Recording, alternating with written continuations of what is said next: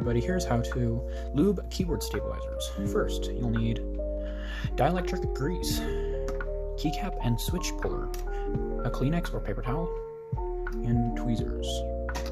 That's the basics. You could get a few other things. Maybe you might need a mini screwdriver if you have screw-in stabilizers, and a soldering gun if you don't have hot swap switches. First, you'll want to, I've already done this, but take off your keycaps, take out your switches, put them to the side out of the way.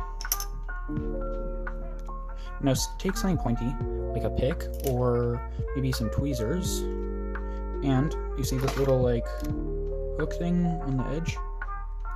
Push it, oh wait, no, it's down here. Push it in on either side, and then pull it up. And you should get your stabilizers out. Here's your stabilizers.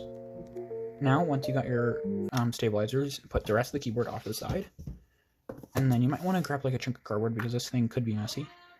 And now you need to twist your stabilizers 90 degrees.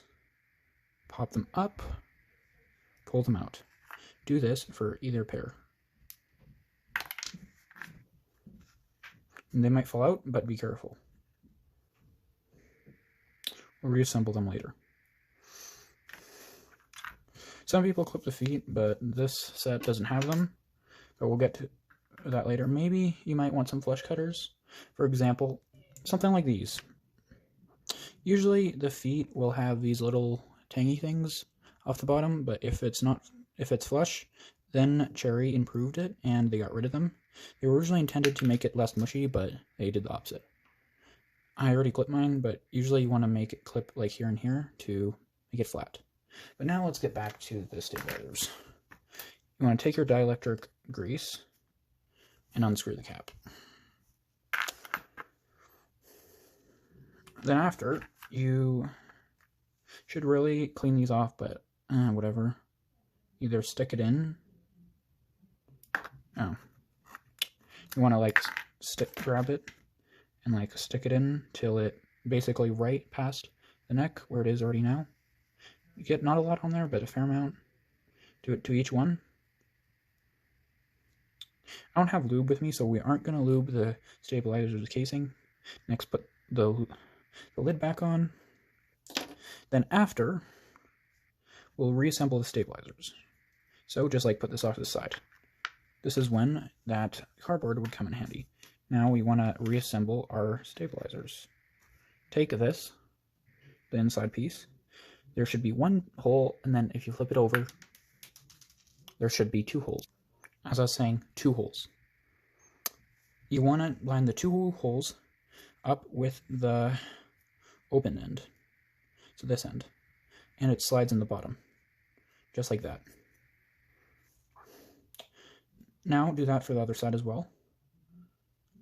Next, take your thing, line up the bottom hole with the thing. Stick it in like this. You might want to get rid of the tweezers for this. It's kind of tedious. Just work it till it like fits. Basically. Kind of annoying sometimes. Basically all the time. Next, when it goes in, clip it right there. So like that. Next, do that for the other side. Now, you should do that with each stabilizer. It's the same for literally each stabilizer. If you want a more in-depth guide, go to someone else. I'm not going to do this. Next, move everything out of the way. Reassemble the keyboard. Slide in the stabilizers till they clip, or you have to screw them in if they have a screw in. Grab your switch, line up the pins correctly, pop it in, put it in your keycap,